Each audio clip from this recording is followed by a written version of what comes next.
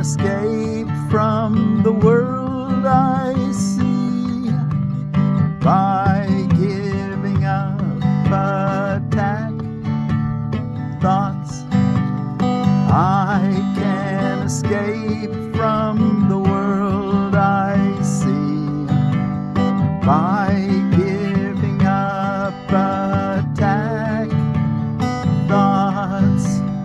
I can escape from the world by giving up attack thoughts about, and fill in the blank.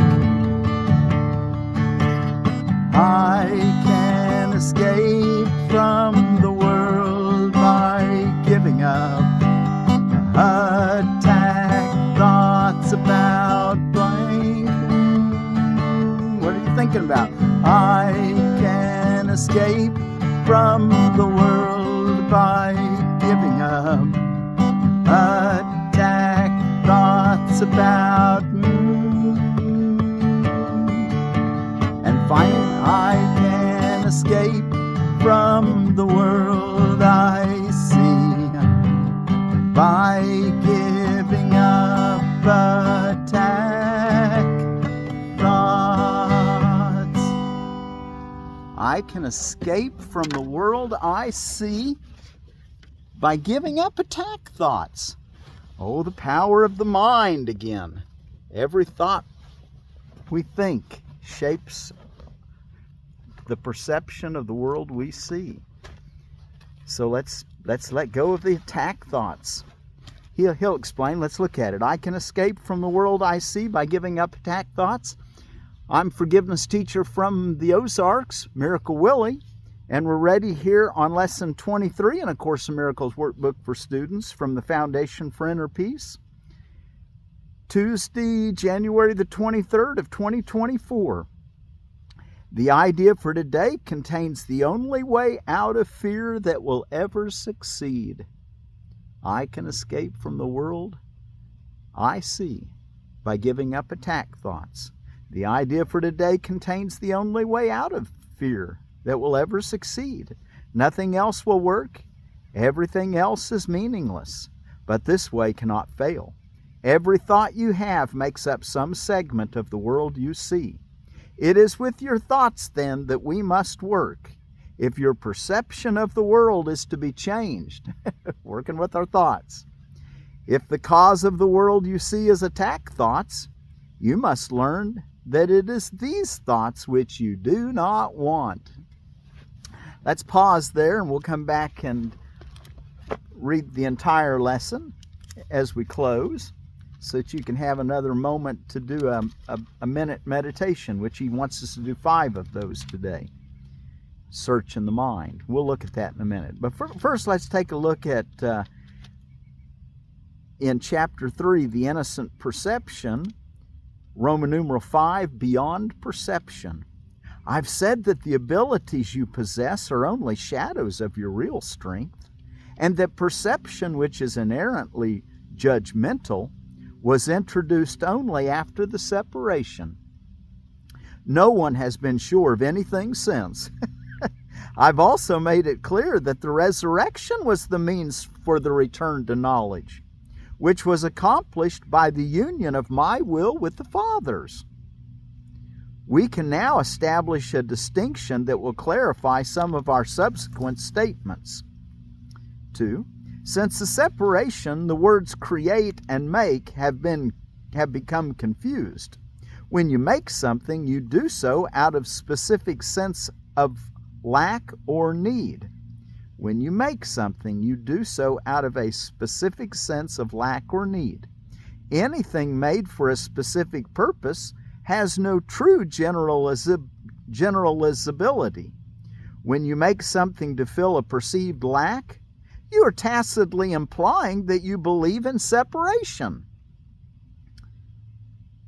The ego has invented many ingenious thought systems for this purpose. None of them is creative. Inventiveness is wasted effort even in its most ingenious form. Wow. The highly specific nature of invention is not worthy of the abstract creativity of God's creations. Knowing, as we have already observed, does not lead to doing. The confusion between your real creation and what you have made of yourself is so profound that it has become literally impossible for you to know anything. Knowledge is always stable, and it is quite evident that you are not. Nevertheless, you are perfectly stable as God created you. In this sense, when your behavior is unstable, you are disagreeing with God's idea of your creation.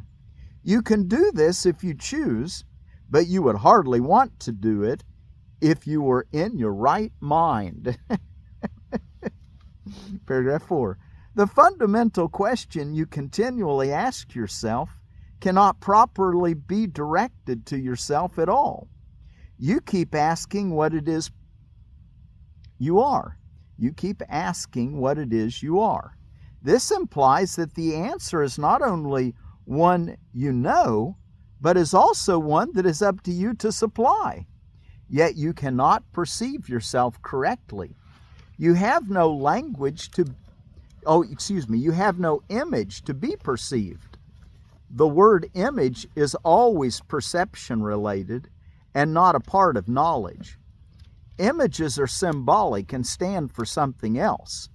The idea of changing your image recognizes the power of perception, but also implies that there is nothing stable to know. Paragraph 5. Knowing is not open to interpretation. You may try to interpret meaning, but this is always open to error because it refers to the perception of meaning. Such incongruities are the result of attempts to regard yourself as separated and unseparated at the same time.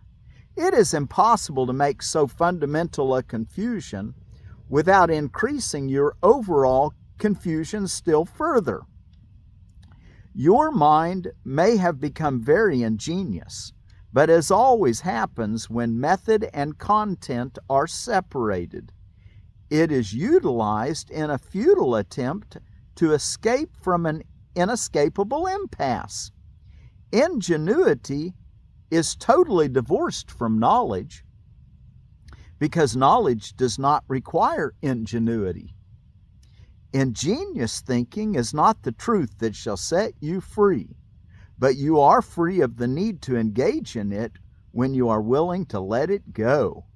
Ingenious thinking is not the truth that shall set you free. And he's lifting that from what he said back in John chapter 8, verse 31 and 32, where he said, "You will know the truth, and the truth shall set you free."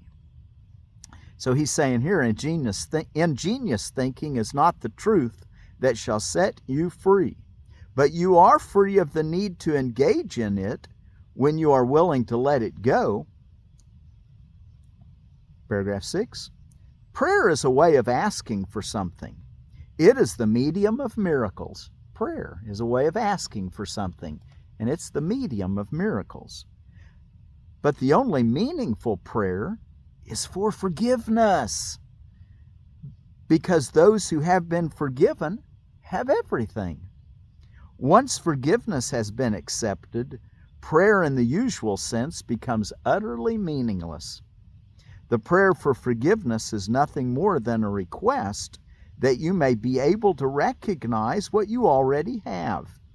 In electing perception instead of knowledge, you placed yourself in a position where you could resemble your Father only by perceiving miraculously.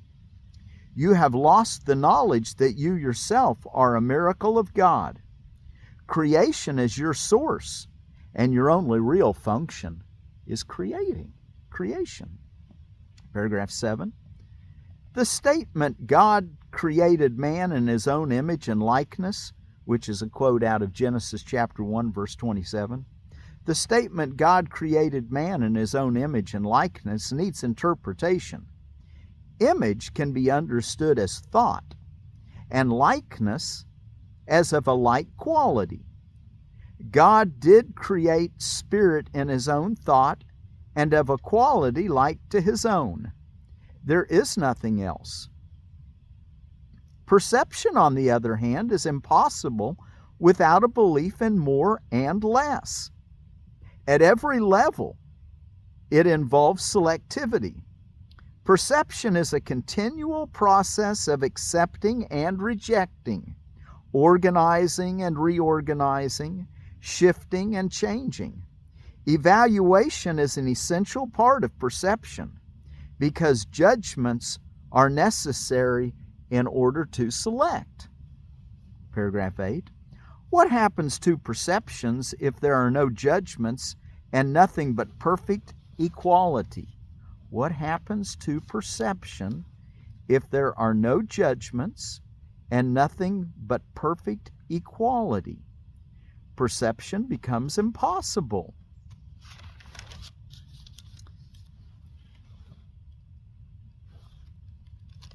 I had to change my page here. So, what happens to perception if there are no judgments and nothing but perfect equality? Well, perception becomes impossible. Truth can only be known. All of it is equally true, and knowing any part of it is to know all of it. Only perception involves partial awareness. Knowledge transcends the laws governing perception because partial knowledge is impossible. It is all one and has no separate parts. You who are really one with it need but know yourself, and your knowledge is complete. To know God's miracle is to know Him. Paragraph 9. Forgiveness is the healing of the perception of separation. Healing or forgiveness is the healing of the perception of separation, recognizing that what everyone around you is doing is your own pictorial representation of your own inner thoughts and inner world. And you're connected with your brothers and sisters, or they couldn't be in your perception. So forgiveness is the healing of the perception of separation. Correct perception of your brother is necessary because minds have chosen to see themselves as separate. Spirit knows God completely. That is its miraculous power.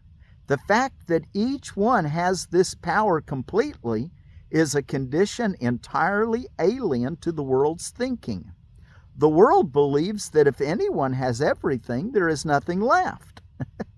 But God's miracles are as total as His thoughts, because they are His thoughts. And the last paragraph in this section 10, as long as perception lasts, prayer has a place. Since perception rests on lack, those who perceive have not totally accepted the atonement and given themselves over to truth. Perception is based on a separated state, so that anyone who perceives at all needs healing. Whoa! Perception is based on a separated state, so that anyone who perceives at all needs healing. Communion, not prayer, is the natural state of those who know. God and His miracles are inseparable. How beautiful indeed are the thoughts of God who live in His light. Your worth is beyond perception because it is beyond doubt. Do not perceive yourself in different lights. Know yourself in the one light where the miracle that is you is perfectly clear. Okay, wow. Okay, and what was that called? That section was called, because it really said it well. I've changed my page now here. Beyond perception. I wanted to point out, beyond perception is where we're headed, where we know. Okay, before we read our lesson, I can escape from the world I see by giving up attack thoughts. Measure Your Feet Day, National Handwriting Day, National Pie Day, Paul Pitcher Day, and Paul Pitcher Day is celebrated it was actually celebrated in Cornwall, England. Used to be people would break their pots and pitchers out of clay on this evening, on the 23rd and maybe the 24th. I'm not exactly sure which nights they did it. but it was kind of a nighttime celebration, breaking pots in the honor of the Apostle Paul's conversion on the road to Damascus. So the Paul is the Paul they're referring to, and pitchers, breaking the pitchers in honor of him. You know, he was Saul, and you can read about his story of Jesus talking to him specifically in Acts chapter 9. Rhubarb Pie Day. Let's take a look. What is in rhubarb pie? I found this on BBC website. Health benefits of rhubarb. Promotes bone health. Assists wound healing. Protects against heart disease. Aids digestion. Lowers blood pressure. Reduces cancer risk. Reduces inflammation. Lowers risk of type 2 diabetes. And there was other things, but anyway, I just thought those. And the genus is Rheum, Rheum, and its species is Rhabarbarum. And then let's see, is there anything? Snowplow Mailbox Hockey Day, basically a day to appreciate snowplow folks that let you get to your mailbox. They probably hit a few of them too. Speak Up and Succeed Day. Well, we hope we're speaking up about the kingdom of heaven and how to get there. Okay, and Bob Gordon Elderberry out of Edible Landscaping. And the Bob Gordon Elderberry says, Bob Gordon Elderberry is a native elderberry from Missouri. Berries up to 1/4 inch in diameter. It is the leading juice variety. Current commercial cultivation is to cut the ground in the winter, and cut to the ground in winter, and flowers and fruits are formed on new canes, producing in the same season, zones 3 through 9. And your elderberry is the Sambucus canadensis. And in our Permaculture for Beginners book, Carrie Mitchell, basically in this next section, she wants to bring our attention to having strong plants because you have rich soil.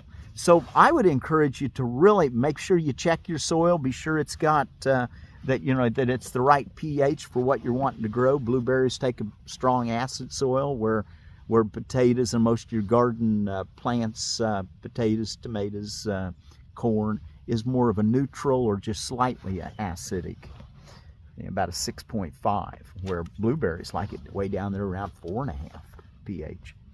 Okay, so check your pH and put lots and lots of organic matter, and that will give your plants the best opportunity to be immune to disease and for their own health. Okay, lesson 23. Oh, and a word for in Scandinavian or Swedish for peace is fred. So, fred to you. I can escape from the world I see by giving up attack thoughts. The idea for today contains the only way out of fear that will ever succeed. Nothing else will work, everything else is meaningless. But this way cannot fail. Every thought you have makes up some segment of the world you see. It is with your thoughts, then, that we must work, if your perception of the world is to be changed. If the cause of the world you see is attack thoughts, you must learn that it is these thoughts which you do not want. There is no point in lamenting the world. There is no point in trying to change the world. It is incapable of change, because it is merely an effect. But there is indeed a point of changing your thoughts about the world. Here you are changing the cause. The effect will change automatically. Wow, think of the world as a cause of an effect of your thinking. You're the cause. The world you see is a vengeful world, and everything in it is a symbol of vengeance. Everything decays, everything's perishable. Each of your perceptions of external reality is a pictorial representation of your own attack thoughts. And he puts that word external reality because it's really just an illusion. It's not really external to anything. Cause and effect are not separated. One can well ask if this can be called seeing. Is not fantasy a better word for such a process, and hallucination a more appropriate term for the result? You see the world that you have made, but you do not see yourself as the image maker. You cannot be saved from the world, but you can escape from its cause. This is what salvation means. For there is the world you see when where is the world you see when its cause is gone? Again on that, you see the world that you have made, but you do not see yourself as the image maker. You cannot be saved from the world, but you can be saved from its cause. This is what salvation means. For where is the world you see when its cause is gone? Vision already holds a replacement for everything you think you see now. That's nice to know. Vision already holds a replacement for everything you think you see now. Loveliness can light your images, and so transform them that you will love them, even though they were made of hate, for you will not be making them alone. Paragraph 5 here.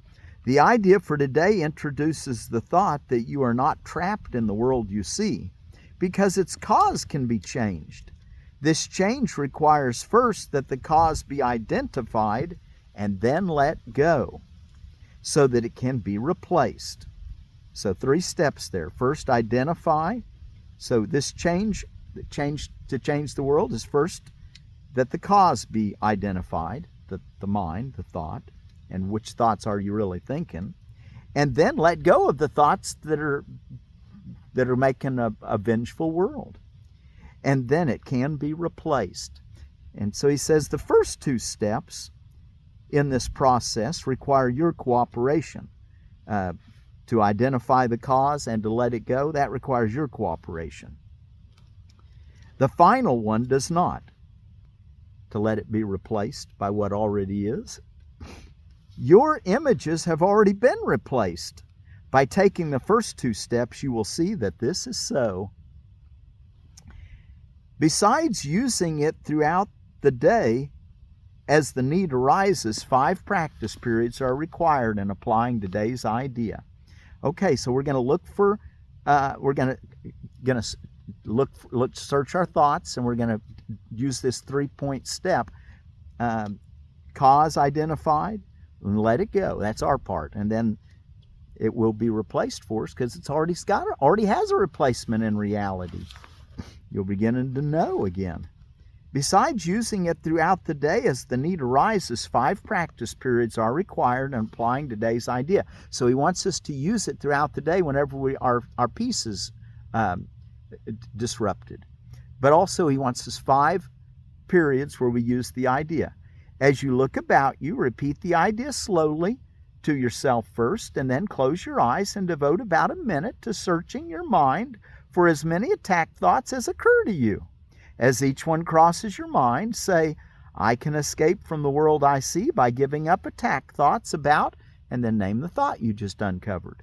Hold each attack thought in mind as you say this, and then dismiss that thought and go on to the next.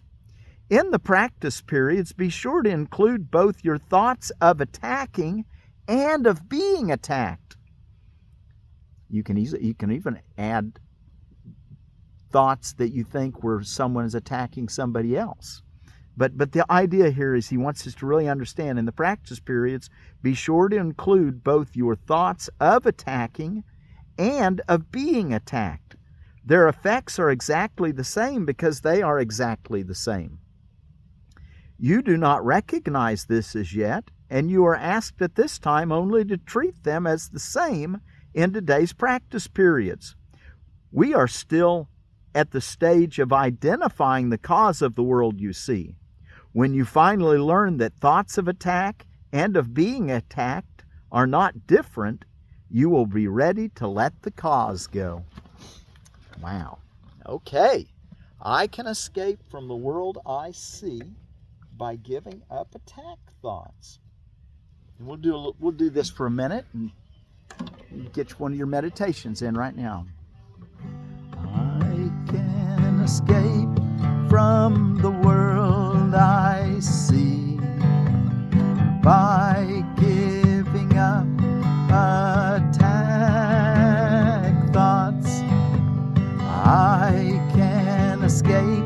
from the world I see by giving up attack thoughts.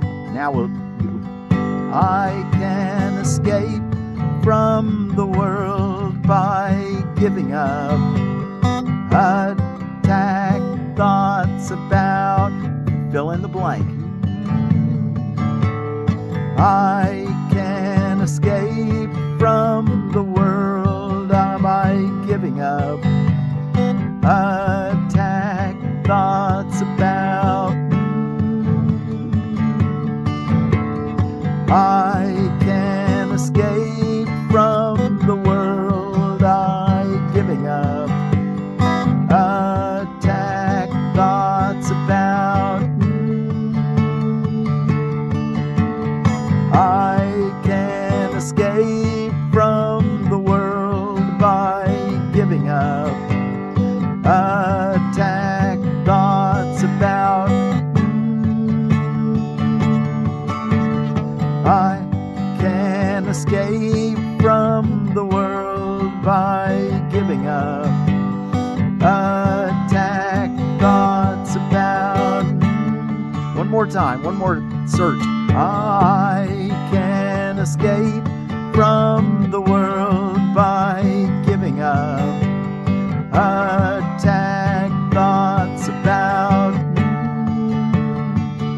And then the more general, I can escape from the world I see by giving up attack thoughts.